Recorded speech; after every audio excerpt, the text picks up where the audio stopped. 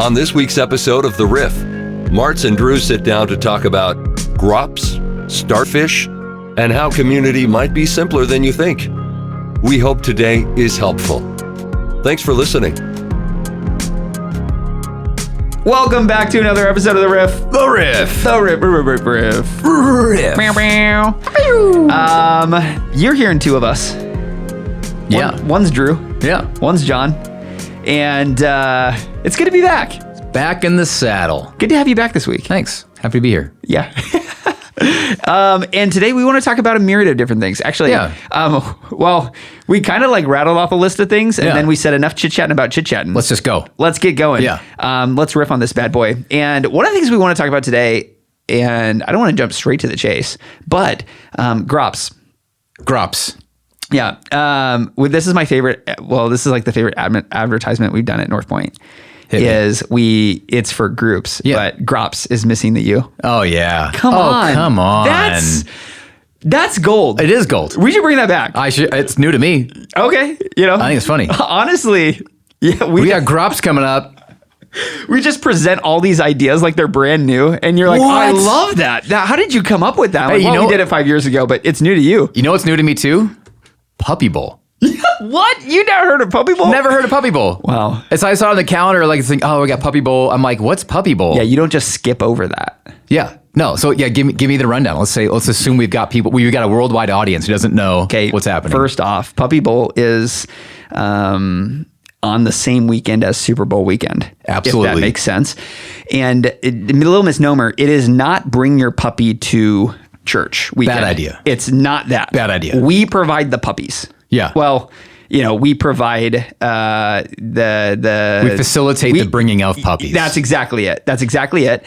And some people would say, can I take some of those puppies home? The answer is yes. Yes. Actually, the very first year that we did Puppy Bowl, Tamara, our Kid Point director in Springfield, she was like 4 weeks in on the job. Yeah. And her and Caleb fell in love with one of the puppies. And they took one home? They took one home. All right. Scruffy. Scruffy's the dog's name? Yeah, I don't know if they love the puppy anymore, but their kids do. Yeah. And that's what's important. Yeah. But Puppy Bowl, and you would think the original idea is that puppies actually play a semi-football game in the auditorium.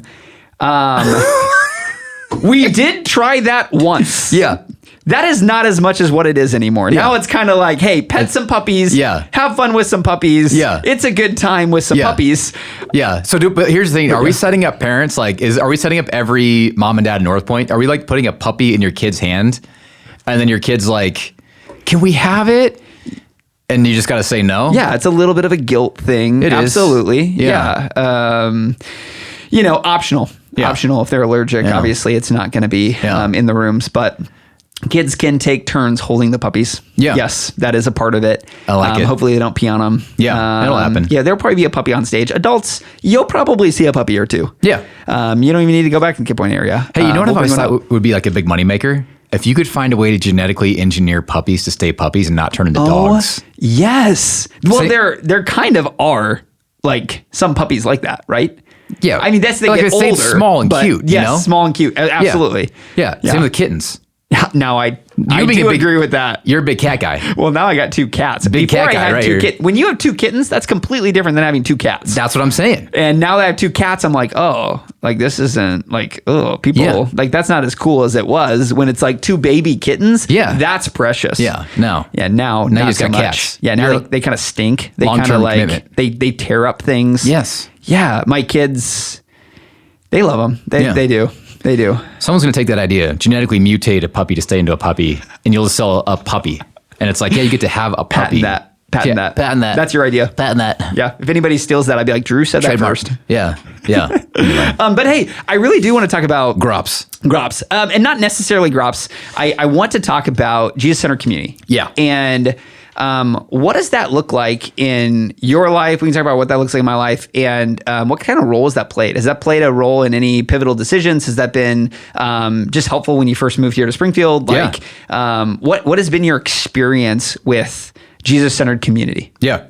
No, I think it's it's one of our 5 habits here. So we're always going to be talking about that as one of the things where our ideal North Pointer, right? Where we're trying to instill into your life is like these values for certain things. And like one of the habits is like, hey, getting Jesus-centered community, which is Walk me through all 5. We can co-do it. We can do daily integration of Scripture. Amen. Awareness of God's Spirit. Leading you throughout the day. Yes. Yes. Arrows out. Yep. Absolutely. Jesus-centered community. Yep. Invest in the unconvinced. Come on, baby. Yeah. If we get people doing that, we change the world. I truly believe, that is a well-rounded faith in a way that's going to challenge, no matter what, there's going to be one that you are stronger in and one you're weaker in. Yeah. One that you're like, this comes naturally, and one that does not come naturally. And it's great to be a gift in an area that you're strong in and also be challenged in areas that you aren't. So, yeah. So Jesus-centered community, and like we talk about context of groups and other things. And so you'll hear us talk about groups at and services this spring as we launch another wave of groups. But kind of the idea there is like, we don't want groups just for church programming, because most churches do groups on some level or stage or whatever. And so what we can get into easily is like, hey, we just do groups because that's what churches do. And for us, it's like, well, we do groups as an avenue to help you accomplish Jesus-centered community. Like the goal with the group is that you make friends, that you get people in your life that care about you, that you get connected with people. And some of our groups are more fun-based, just go having fun together, like playing basketball or pickleball or whatever. Some are more formal, like Bible study sorts of things. But the goal there is not just to fill up your calendar week to week with more stuff. I know for us, like we have kids sports going on right now. So we're looking at our calendar. Literally, we have 2 nights a week that we're not either at church or a kids sporting thing. I'm like, who signed my kids up for sports? So it's not, people's lives are full. We get it, but it's like, hey, groups are an avenue to be able to connect with people, build relationships, make friends, and have kind of a community of people around you that you can go to in times of crisis, when you need a friend, when you need help with something. People that know you, that you know them. That's the goal. The goal is to try to make a big church feel small in a sense, and get people the ability to connect and make friends. And so, anyway. To me, the other thing I would say about this too is like, for me, a lot of times in my life history, God spoke to me through the voice of a friend. And that might sound kind of weird, but like you're like having a friend in your life that is reminding you of what God said, or reminding you of certain things, or encouraging you in a certain way. If you don't let people into your life, it's hard for them to do that. So, so I think for us, the Jesus-centered community, we're going to talk about groups and like even just, serving. We were talking earlier about friends you've made while just serving at Kid Point. So, yeah. Yeah, and I really feel like groups, what you said, a lot of times people could see groups as the end. It's like, hey, if you get in there, now you're a full-fledged follower of Jesus. No. You're good. You've created your friends for life and we're good to go. Here we go. But really, it is a means to an end. It is saying, hey, this is helpful on the journey of following Jesus, but it is not going to be the end point. Yeah. And which is why we have 6-week groups, which is why we have ongoing groups, which is why we have semesters of groups, which is why it's going to look a lot of different ways. And it might look like serving. It might look like a basketball group. It might look like a Bible study. Like it could look a lot of different ways because there's a lot of different things as people take their journey through, to Jesus and on their faith journey. That could be helpful. Yeah. And we want to be a resource. Right. Any way we can help resource you. And we understand there's lots of different paths and people are on at lots of different spots. But I even think of, even we've got a basketball group on Saturday mornings at the Dream Center. And, it can get intense at times, but I look at it and it's something that's been going on for years. But it's one of those things where there are people that started coming to that group that never came to North Point. They weren't North Pointers. It was just like a friend inviting a friend. Hey, I hear that there's ball, 7 a.m. Let's go. And I heard Smoke Cats 24 is going to be there. Oh, come on. And my reputation precedes me. And there are people that started coming to that. And then what's cool is I'll see them on a Sunday. Yeah. And I'm like, no way. And they are not religious. They would not have came to a church, but they met a lot of normal dudes that cared about them. Yeah. And when they started encountering problems, they were like, hey, you you should check out North Point because they're going to introduce you to Jesus. And like, hopefully you already see Jesus in our lives. Hopefully we're helping you see Jesus, but at the same time, like, hey, this is a community that you can trust, that like, hey, there's no animal sacrifices. Okay. We're not going to, we're not going to do every service isn't a 20-minute message on how you need to tithe and give. Yeah. Like, this is going to be hey, we want to be helpful for you on your faith journey. And we know that might look like a basketball group, and that might look like a Sunday morning or Saturday night experience that helps you see something maybe you didn't see before, whether that be in your marriage, whether that be in your emotional health, whether that be in a component that you've been fighting with your flesh that now introduce the Spirit. A lot of different components there. But I do think back, even one of the times for me, one of the most pivotal moments for Mel and I, this was, I want to say right before we had our son Beckham, but we had got asked to serve in Kid Point. And we didn't even check a box, but someone came up to Kid Point director came up and was like, hey, I think you guys would be great. And we were like, us? Who? Me? No way. Okay. And I was flattered. And they were like, we're opening up a new kind of Zone 45 room. This was almost a decade ago. And Mel and I, we looked at each other and we're like, okay, maybe, maybe. Yeah. And they're like, the main reason we want to do this is because there's another couple we feel like you guys would be great friends with. And they were newer to North Point as well. And so we're like, okay, we'll give it a try. And so we met them and we're like, they're kind of awesome. Yeah. And like, before we even served a weekend, we were like, hey, let's have them over for dinner. Let's go over the curriculum of what we're going to be teaching this next weekend so that we come in prepared. Yeah. And it was great. They're some of our best friends now. We're hanging out Friday night. Yeah. They're over at the Republic campus now.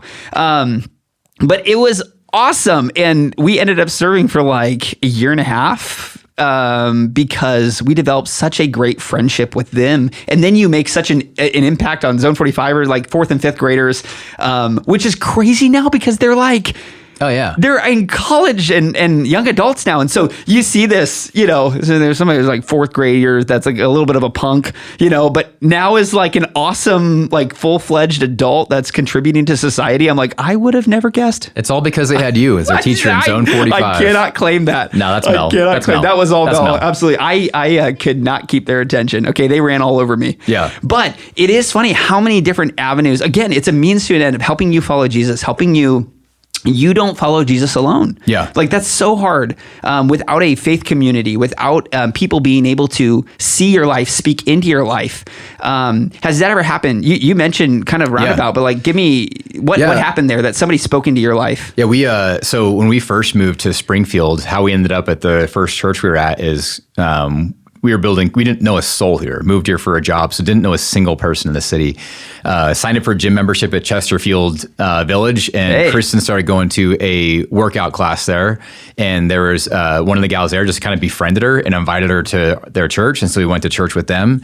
And then they had a small group, and so they invited us into their life group. So it was a typical church experience. You don't know anybody. You walk in, sit through the service, walk back out, go get your kids and leave, And so, you're going week over week over week over week, and you don't really know anybody. You have the surface level lobby conversations, which are fine. Like, I'm all about hospitality, warmth, hanging out, high fives, But yeah, they invited us into their life group, and then same thing. So in that life group, and I've had some weird life group experiences where I was like, they're just out of obligation only. I'm like, oh, what did I sign up for this? So, but I've also had this one was really a life changer. There's 3 or 4 couples in that life group that our lives have all moved in different directions, but we're all still good friends, But I remember I was actually, we used to kind of close the life group out prayer requests, hey, what's going on in your life? What can we pray for you for?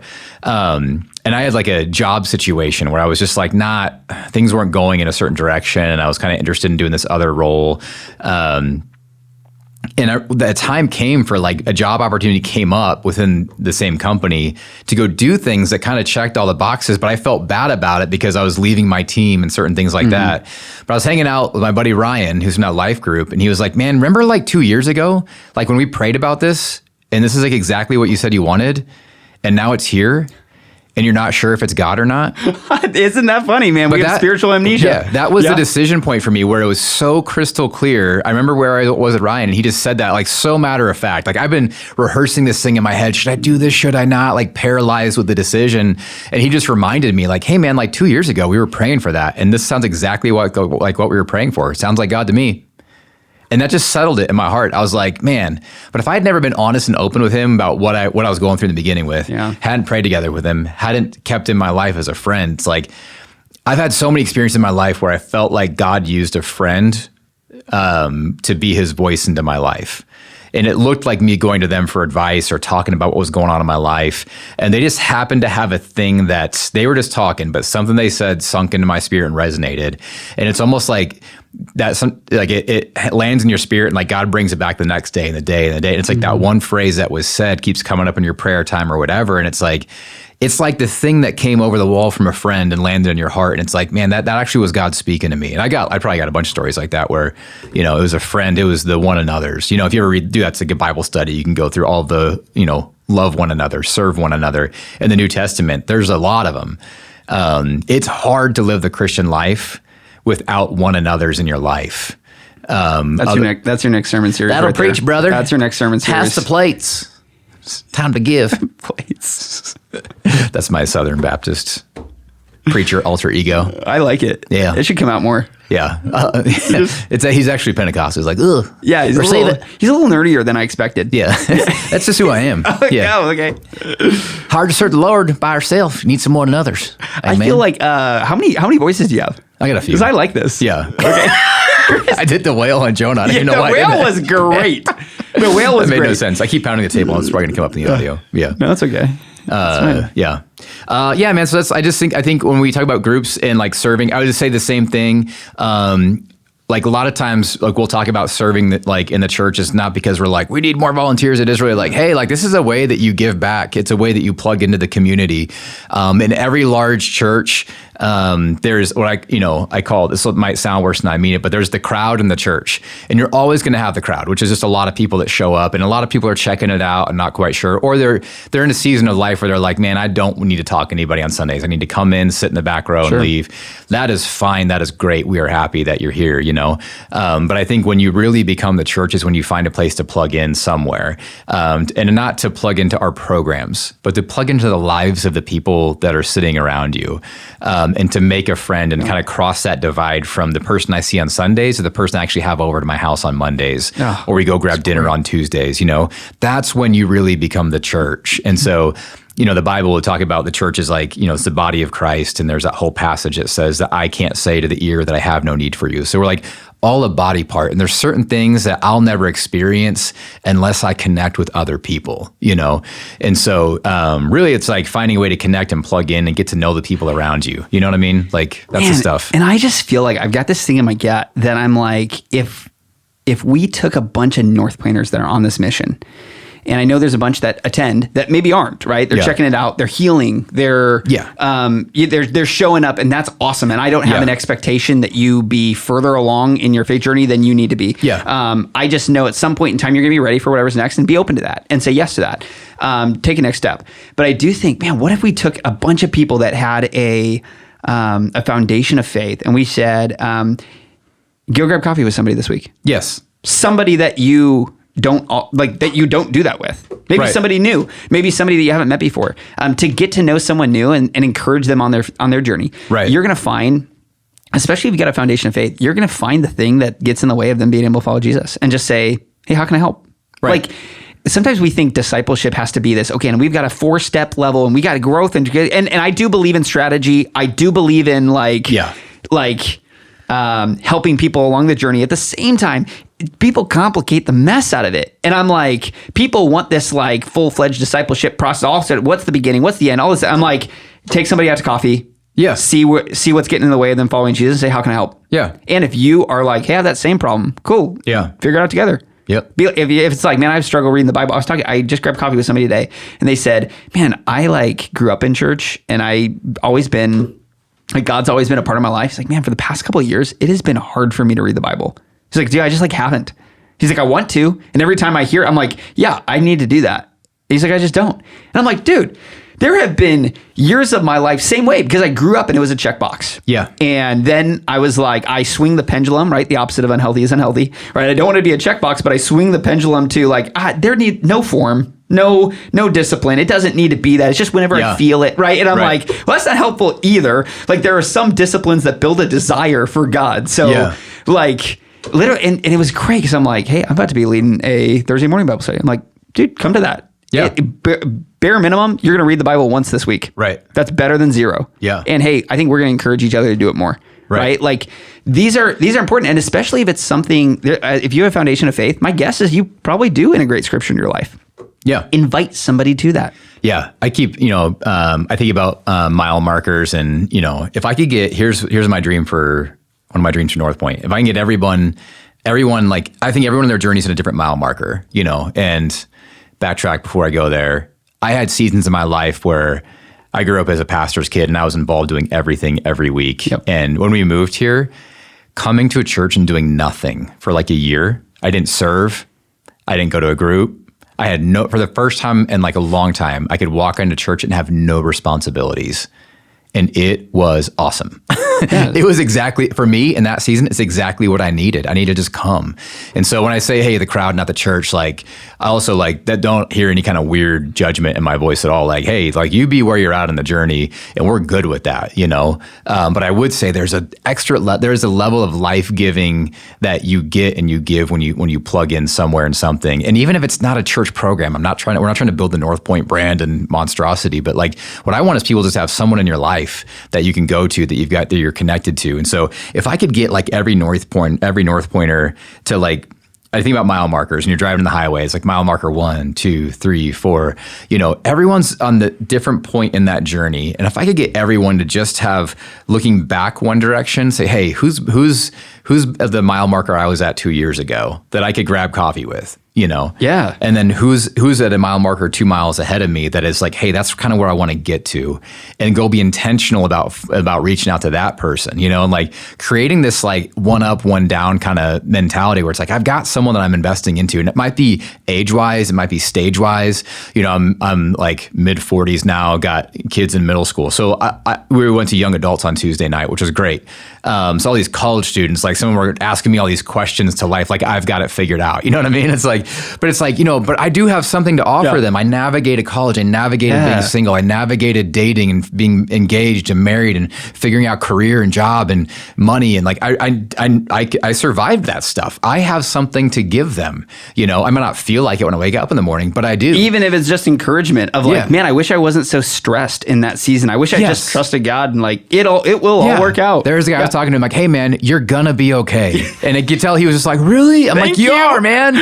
And in the same thing, I look around North Point. I met so many people who are, mid 50s, mid 60s that have raised kids and, they've been married for 30 years and they've, done certain things. I was talking to a guy who's retiring this year and I'm like, man, like, I want to know how do I set up my finances to be where you are? Absolutely. How do I stay married for 30 years? How do and all those things where if we're all looking up and down for like what we have to offer the person who's a mile marker behind us and a mile marker ahead of us, like creating that kind of mentality where there's hospitality, there's warmth, there's investment. And to what you're saying too, man, like you don't have to have it all together. It's not like you need to have, I've sat down and had coffee and lunch with like 100 North Pointers probably in the last month. It's been awesome.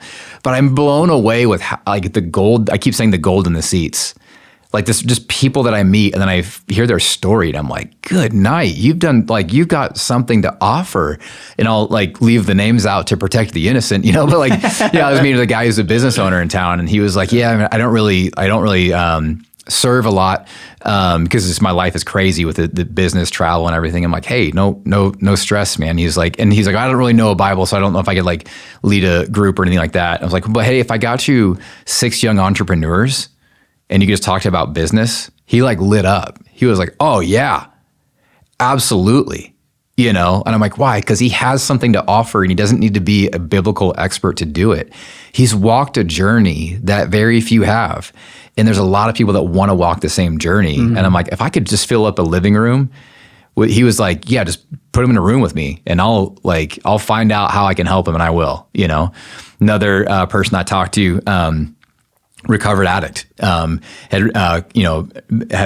beat a battle with substance abuse, and has gone through programs and systems and, same thing. It's like, well, I don't know if I can lead like a group or I don't have, like, I'm not a good leader was the thing. It's like, that's fine. But it's like, and I was sitting at a coffee shop and I was like, but if I could fill up the seat I'm in right now with someone else who was addicted to substance and didn't have hope, they lit up. They're like, oh, I would sit here all day and tell people how I got sober, how I got clean, you know, and help them through their journey. And it's like, I keep coming back to that, man, where I'm like, how do I fill up that table? How do I find the gold? And literally everyone sitting in the seats, you know, you have something to offer. And there's somebody in the room on Sunday mornings or Saturday nights that needs something out of your life.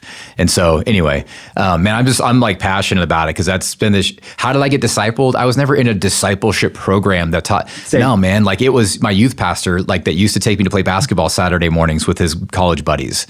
And it was the car rides at 7 a.m., 6 a.m. to and from the gym with him that where I talked about life, you know, was honest about what I was struggling with, honest with why I was frustrated with school or my parents or whatever, you know, and that's how I grew. He took time for me. He made space for me in what he was already doing. And if you're younger, it's saying, look at somebody's life who you admire. Yes. And be like, hey, can I grab coffee with you? Would you be free for an hour? I can adjust my schedule. I'm flexible. And then asking them questions. Like, yes. It doesn't need to be, hey, can we do this every week at this time? Like, it's for a No. lifetime. Yeah. You're not signing a blood contract. It's literally just saying like, hey, and I bet, and then ask, hey, what's a couple books I can read? When you read those books, come back and say, hey, I want to ask a couple questions on those. Yeah. It doesn't need to be this crazy complicated process, but I do think, in my mind, I keep thinking, I honestly, some people are going to love this movie. I did not like this movie. I want to say it's like Hacksaw Ridge, where it's like the one more. Don't know. You know, okay, is this dude who basically like, he kept going, it was a war movie, and he's like, sort of like, so he's a pacifist that was also in the military. Tough combo. So it is a tough combo. That's like a vegetarian at a Arby's. Absolutely. So he basically sort of became like a pseudo medic, and I don't know, there was an attack, but he kept like saving one more person. Well, I think about that when it comes to this, like this type of thing. It's like, guys, just give me one person. Yeah. Sometimes we think, what's the grand thing? Okay, I need like 15 people in my group. I need to do this every single week. It's like, hey, what's one person over this next week that maybe I didn't even expect to connect with, or you can even reflect on that you did connect with, to say, man, maybe I could take them out to coffee. Maybe I could get to know their life. I bet as I enrich their life, they're going to enrich mine. Yeah. Like I bet as I encourage them, it's going to be encouragement to me. And so many times it's just getting out of your box. That's what we actually call being arrows out as well, is saying, hey, I'm getting the attention off me. I'm not thinking about me and my week. I'm saying, I'm looking at your week. I'm asking you questions. I'm focusing on you. Like, yes, that is just as beautiful. It doesn't need to be this 10-step plan. And do I have it all figured out? And how do I build a business off this and then sell it? And, you know, it's just like, let me just talk to an individual. I bet that would be encouraging. I bet that'd be helpful. You know, your something is better than your nothing. And a lot of times what happens is like, we think for fear of, well, it's like, well, I don't know how, like we're afraid of doing the wrong thing. We're afraid that we don't have everything. And it's like, hey, you know, so for fear of doing the wrong thing, most of us end up doing nothing instead of just doing something. It's like, I remember like when, like, you know, the pandemic hit, I was out of shape. I'm like, well, I guess I'm going to start walking and running because I got nothing else to do. I tried to run a mile and I couldn't. I was like, oh, wow. But I decided like, hey, you know what? Me running to the corner and getting out of breath and stopping and then walking the rest of the mile, guess what? That was something. Yeah. It wasn't everything. It wasn't what I wanted, but it was something's better than nothing, you know? Ready? Yes. I got a preacher story. You ready? Yeah, I'm ready. Hey, I've been running my preacher jokes for my family, and I'm like not good at joke telling with the family. They shoot me straight. But I feel like you're a good dad joker. I got some dad jokes. Maybe preacher joke. It'll get there. It'll get there. I'm just kind of awkward. I just have awkward moments. No. I do. No. The whale voice? No. I like the whale voice. Whale voice was not in the notes. It just happened. Man. You know? I don't know. That's a crowd favorite. Why am I so big? Whale voice has the same voices. Cowboys. Why do I have to fast? So I have a weird, awkward vibe. So anyway, story. He retires. He moves to the beach, and he just starts. He's like, I'm just gonna get an easel out. I want to paint the seascape every day. I'm gonna go out to the beach and paint. So he has his easel out every day. One day, a big storm had rolled in the night before, and there's starfish all over the beach. And this kid comes walking by, and he's kind of sees him in a distance, and the kid's coming by and picks up a starfish one at a time and chucks it back in the water. Walks more, picks another one, chucks it back in the water, starts chucking these starfish in. And there's like thousands of them out there. It's massive storms is what happens. The guy is painting, and the kid gets closer. He's like, hey, kid, He's like, what are you doing? He was like, well, if I don't throw the starfish back in, he's going to die. He'll dry out and die on the beach. And he was like, well, you can't make a difference for all these starfish. Just let it go. And he was like, he picks up one more and he throws. He's like, made a difference for that one. Huh? Huh? Yeah, that's good. All right. I like that. All right. What Anyway. does Silas usually respond to that? How does he respond to that? Silas will give me like, that's pretty good. Yeah. But Jude's like I had a joke the other day. It's my duck joke. It might make a sermon someday. But he was like, Silas laughed and Jude's like, I'm like, you don't get it. He's like, no, I get it. It's just stupid. I'm like, come on. And then, yeah. So anyway, yeah. Pick up the starfish. You never know. One more. Hacksaw Ridge, probably a better analogy, but like. One more. Yeah. And I do remember that movie. When you started telling that, I'm like, oh, okay, you do. Yeah. But it is like just one more. It's like, don't overthink it. Like, if you're looking around Sunday, just look around. Especially what I would do, I would put the weight of this on the younger person and say, look around and figure out whose life do you just look at the fruit of somebody's life and say, I could probably learn something from them, and have the courage and guts to just in the lobby, like, hey, my name is Drew, like, and ask an older person, go grab coffee, you know, and older people say yes. Like, you don't know what you could be offering that younger person just through the life that you've lived, the battles you've fought, the scars you've got that have stories. Like, you can help. There's a lot that we could do to help each other out around here. So whether it's group serving, those are a means, but the end is not church programs. The end of that is relationship and authenticity, and like one another's, where we serve one another within the church. I love it. Well, Riff Raff, you've got some homework this week, and we'll join you in that homework. Make a friend. We'll see you next week. See ya. Thanks for listening to this episode of The Riff. We'll have a brand new episode every week, wherever you find podcasts.